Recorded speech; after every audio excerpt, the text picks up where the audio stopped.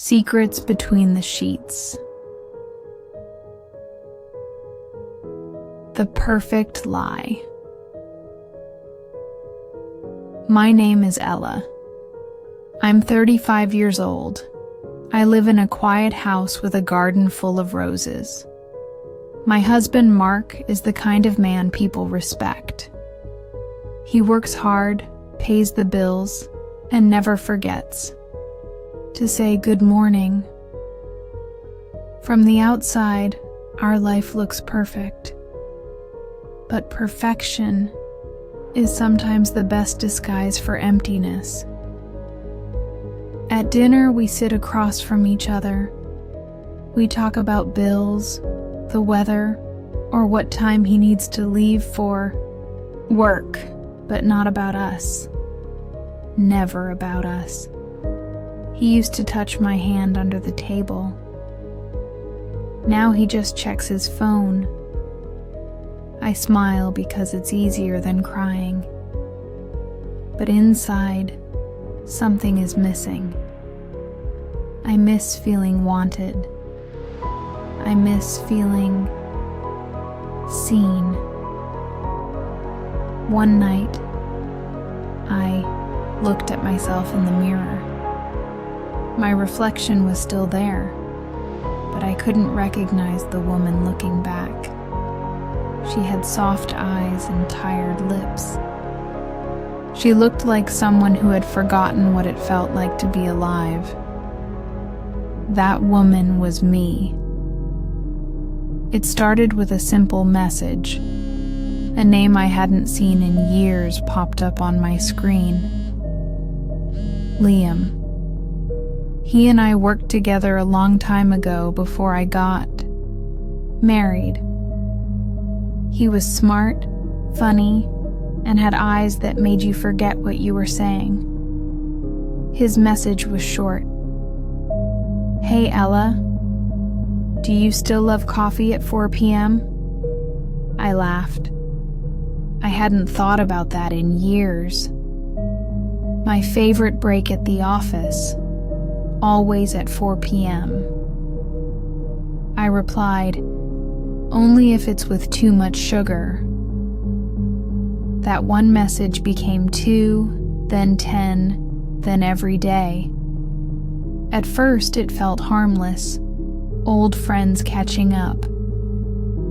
But soon the messages changed. He wrote, I always wondered what it would have been like if we had kissed back then. My heart jumped. I stared at the screen for minutes. Then I replied, me too. Liam made me laugh again. He made me remember that I was more than just a wife. I was a woman. I would smile at my phone, feeling like I was 20 again. We started sending voice notes. He said my voice still had that spark. I told him he still knew how to make me feel wanted. I didn't tell Mark. I didn't tell anyone. It was our secret. Our sweet, quiet, burning secret. Then one day, Liam said, let's meet.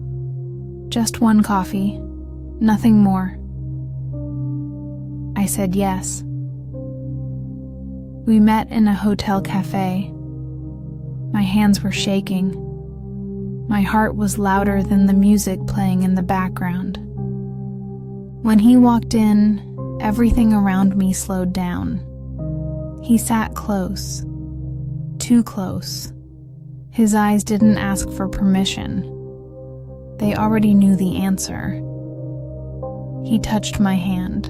My fingers didn't move away. He leaned in. I let him. And just like that, the line I swore I'd never cross disappeared under his lips. We didn't talk much after that. Our bodies did the talking. We kissed like it was the only thing keeping us alive. We touched like we had waited a lifetime. In that room, I wasn't a wife. I wasn't someone's habit. I was real, desired, alive. But after the fire comes the smoke. I sat alone on the edge of the bed, dressing in silence. Liam kissed my shoulder, soft and slow, but my heart felt heavy. I smiled at him, but guilt already wrapped around my chest like a chain. In the mirror, I saw a woman who got what she wanted and lost something she couldn't name. That night at home, Mark was watching TV. He looked up when I walked in. "You're late," he said. "Traffic," I lied. He offered me popcorn. I nodded, sat beside him. But my skin still remembered Liam. I wanted to scream. I wanted to cry. But I just ate popcorn and laughed at a show I wasn't even watching. Went to bed early, alone. Mark joined me later, kissed my cheek, and turned off the light. I stared at the ceiling, hearing the silence grow louder. My phone buzzed beside me. Liam's message. "I miss you already." I didn't answer. Over the next days, something felt different. Mark looked at me longer. He asked if I was okay. He touched my back while I was doing the dishes, something he hadn't done in months. I felt his eyes on me more than before. Was it guilt playing with my mind? Or did he know? One morning he asked, "Are you happy, Ella?" I paused. "Yes," I said, but my voice cracked. I didn't mean to cry, but the tears came anyway. He held me, tight, too tight. I couldn't breathe, because the man who loved me was still there. But the woman he loved wasn't me anymore. I don't know what comes next. Liam still sends messages. I still want to see him. But now, I look at Mark differently. I see the lines on his face, the quiet ways he cares, the things I never noticed when I was too busy feeling invisible. I betrayed him, not just with my body, but with my heart. Now I carry a secret between our sheets, a secret that whispers to me every night, a secret that might destroy everything or set me free.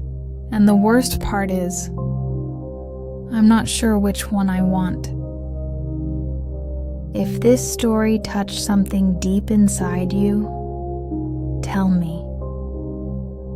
What would you do in Ella's place?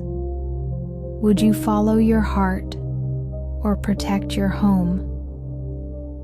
Leave your thoughts in the comments. I read every single one. And if you felt even a little connected to Ella's journey, please like this video. It helps more women find these stories. Share it with someone who needs to hear they're not alone, because sometimes a single story can open 1,000 hearts. And don't forget to subscribe. The next episode is coming soon. And trust me, Ella's secret is only the beginning. See you in episode 2 of Secrets Between the Sheets. You won't believe what happens next.